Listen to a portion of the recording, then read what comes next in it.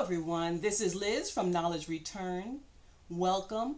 Remember, this is the space where we talk about energy and spirituality as a part of our normal everyday experience.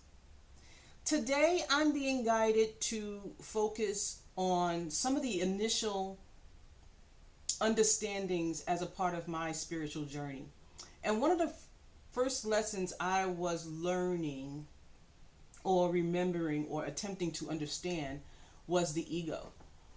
And I'm being guided to talk about the ego a little bit more. I actually had a book that I wrote called The Ego is a Motherfucker that I actually did a reading through.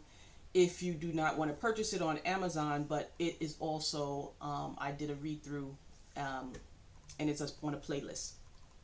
Anyway, I'm being called to talk about the ego once more.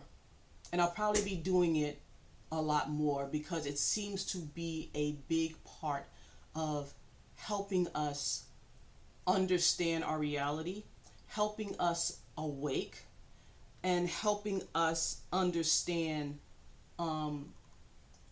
sometimes what we talk about shadow and shadow work. So the first step is to overcome the ego.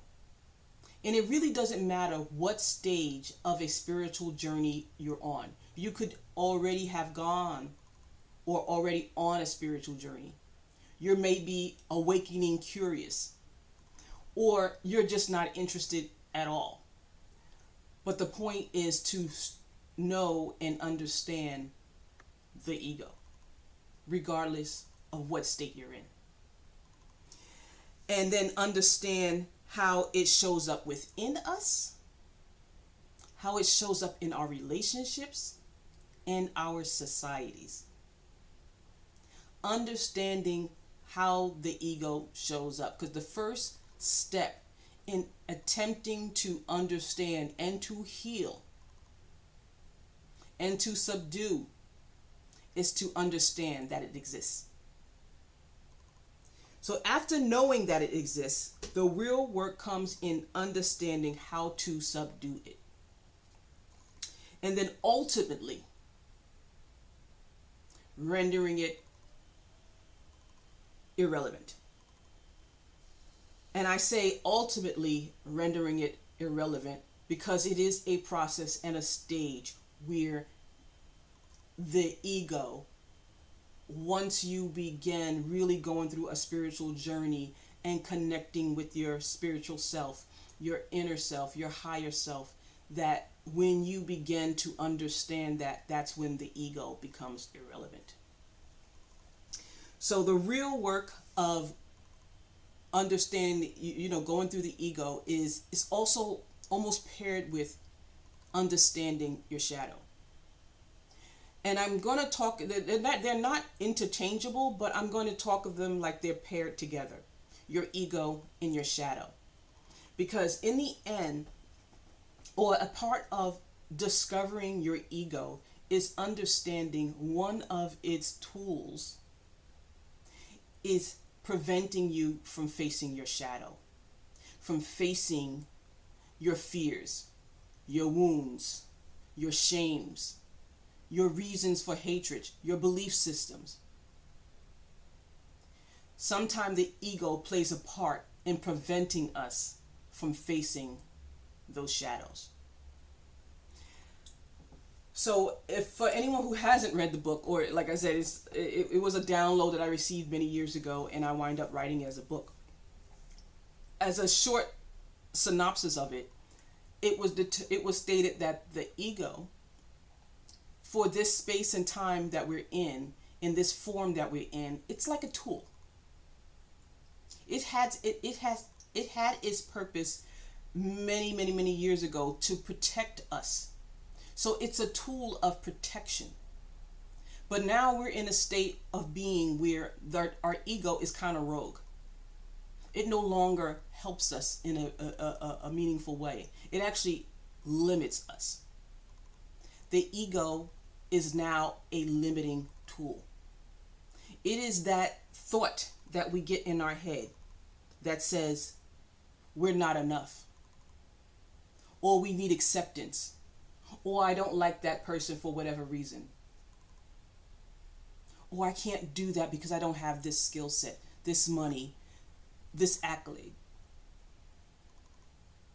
I'm not pretty enough because I don't have this, I don't have that. It's a tool that's now used based on all the programming that we have gotten in over our years from our family, from our society, and also from ourselves, even from things that we're not aware of that become limiting factors to discovering who we are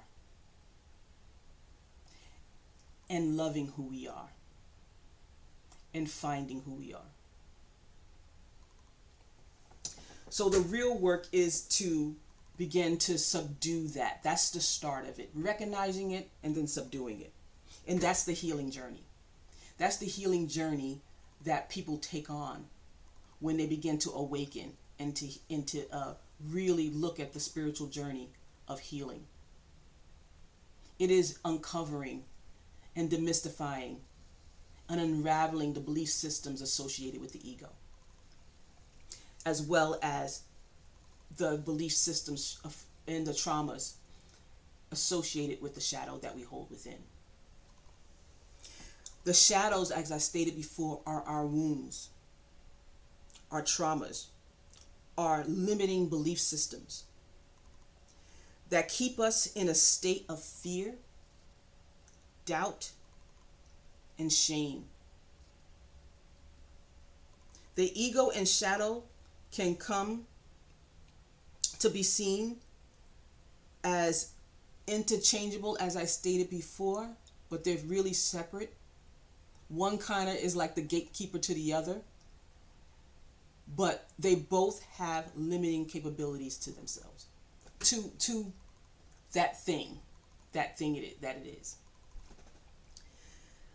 And there's also, like, sometimes we think about the negative aspects of, like, the limiting behaviors. There's also that overconfidence to the point that we don't even have empathy for other humans or other people or other situations.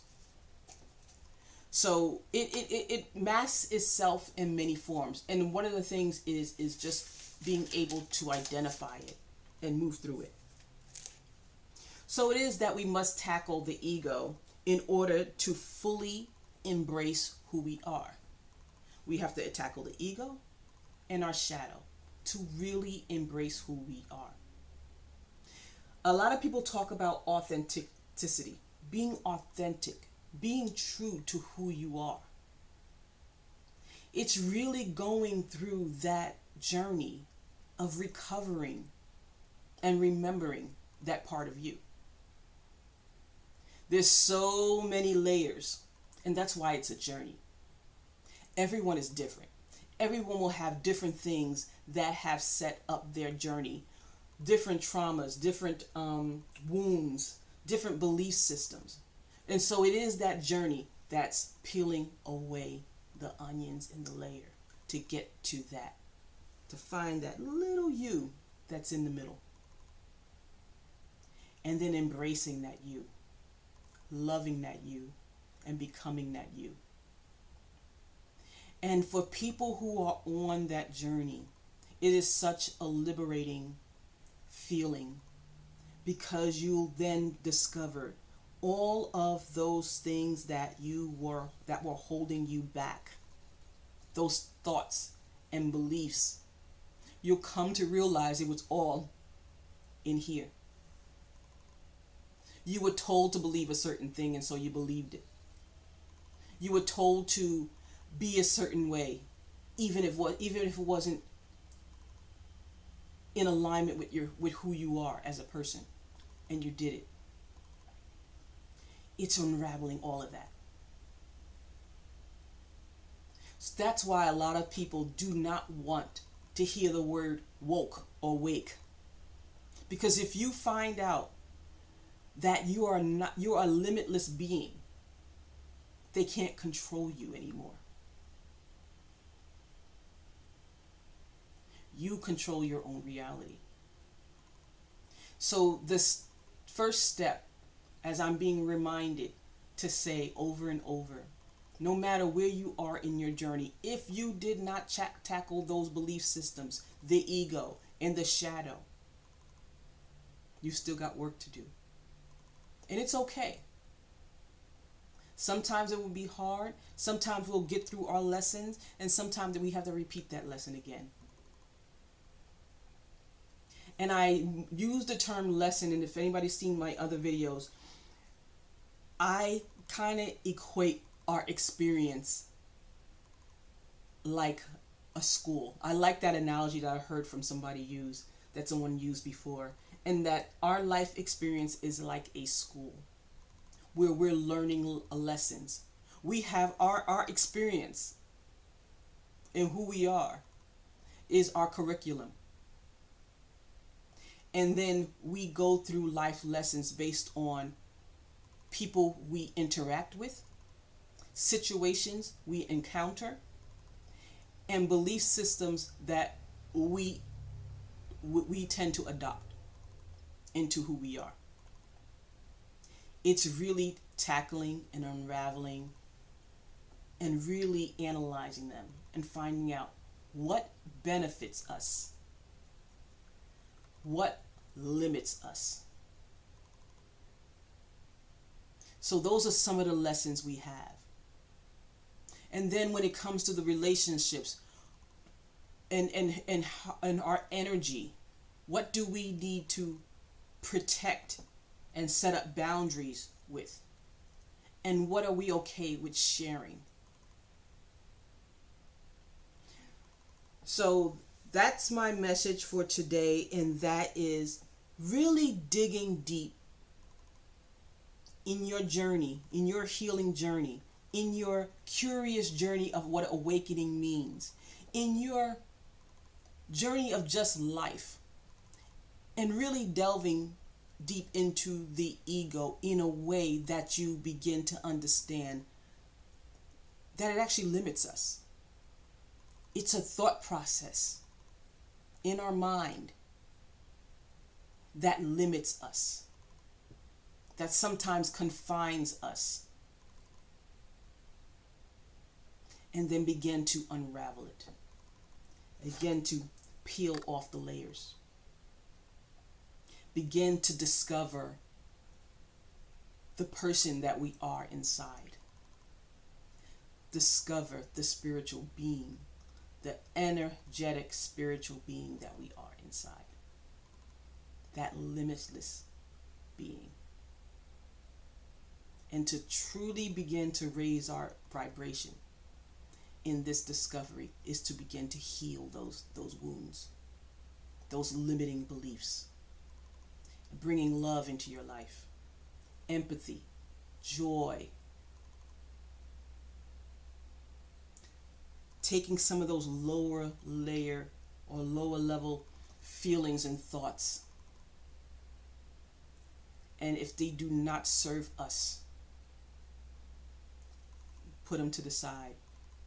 And when it comes to our shadows, really delving deep as to the wound or the trauma, and is there anything that made us stronger, that protected us, anything that we can use from those wounds that make us a better, stronger spiritual being. Pluck those things out too when you face your shadow, and then discard the rest. Forgive yourself, love yourself, embrace yourself, and know yourself.